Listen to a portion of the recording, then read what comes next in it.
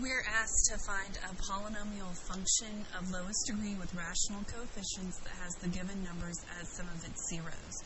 We have the complex number 4 minus I and the square root of 3. There's a theorem that says that these types of zeros come in pairs. So even though it's not stated, their conjugates are also zeros, meaning 4 plus I is a 0 and negative square root of 3 is also a 0. So the first thing we do when we're trying to find a polynomial and we know the zeros is to take each one of the zeros and turn it back into a factor. And we can do that by changing the signs of our zeros.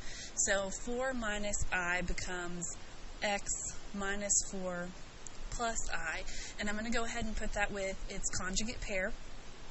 So I'm going to turn this back into a factor. The positive 4 becomes a negative 4, the positive I becomes a negative I. And then I'll turn this thing back into a factor, so this becomes x minus the square root of 3. And when I change this 0 back into a factor, it'll become x plus the square root of 3. The reason I put these in order is because when we go to multiply, it'll just be a lot easier, and since they're conjugates, the complex part of these numbers will cancel out. So we're going to start by multiplying. Just multiply two of the sets of parentheses at one time. Don't worry about the rest. So I'm going to multiply these two conjugate pairs together. So just distribute. X times x gives me x squared. X times negative 4 gives me negative 4x. X times negative I gives me negative ix. Now come back and get the negative 4, multiply it with everything in this second set of parentheses. Negative 4 times x is negative 4x. Negative 4 times negative 4 is positive 16. Negative 4 times negative I is positive 4i. So the x has been multiplied with everything over here. The negative 4 has been multiplied with everything over here. Now we need to come back and get this I and make sure it gets multiplied with everything in this set of parentheses. So go ahead and multiply I with everything as well. I times x gives me positive ix. I times negative 4 gives me negative 4i. And I times negative I gives me negative I squared. So this is the product from multiplying those first two sets of parentheses together. I'm also going to multiply these second two sets of parentheses together just to make things quicker. So distribute. X times x gives me x squared. X times positive square root of 3 gives me plus x square roots of 3. Negative 3 times x gives me negative x square roots of 3. And negative square root of 3 times positive square root of 3 gives me negative square root of 9. Our next step is to combine any like terms and simplify any terms that we can. So just looking at this set of parentheses, is there anything I can combine? Do I have anything that looks like x squared? Nope. So I just have this x squared all by itself.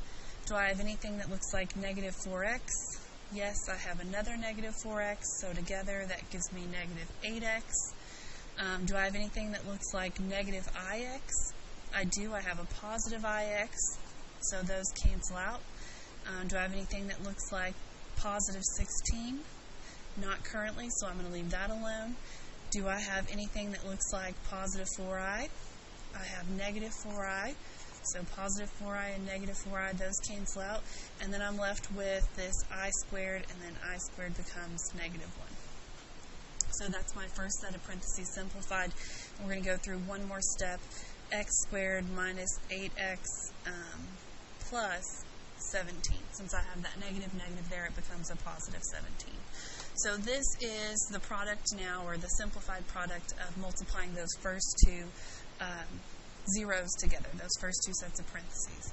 Now move to the second set of parentheses, see what we can simplify over here. I don't have anything that looks like x squared, so that's just x squared. I have plus x square roots of 3 and minus x square roots of 3. So those are going to go away, they're going to cancel out.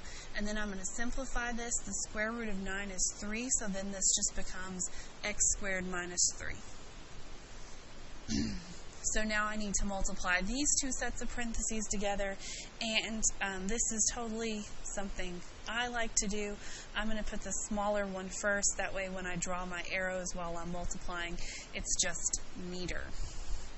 So distribute x squared times x squared is x to the fourth. X squared times negative x is negative 8x cubed.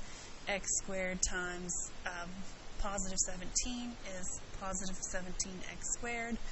X squared has been multiplied with everything over here. Go back and get the negative 3. Multiply it with everything in the second set of parentheses. Negative 3 times x squared is negative 3x squared. Negative 3 times negative 8x is positive 24x. And negative 3 times positive 17 is negative 51.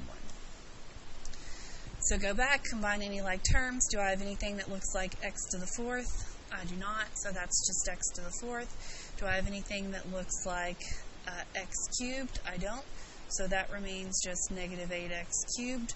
Do I have anything that looks like 17x squared? I do. I have negative 3x squared, so this becomes 14x squared. And I don't have anything else that looks like 24x or the 51.